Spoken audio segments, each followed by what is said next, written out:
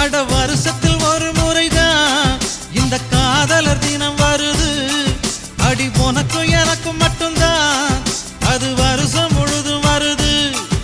அட வருஷத்தில் ஒரு முறைதான் இந்த காதலர் தினம் வருது. அடி உனக்கும் எனக்கும் மட்டும்தான் அது வருஷம் முழுதும் வருது.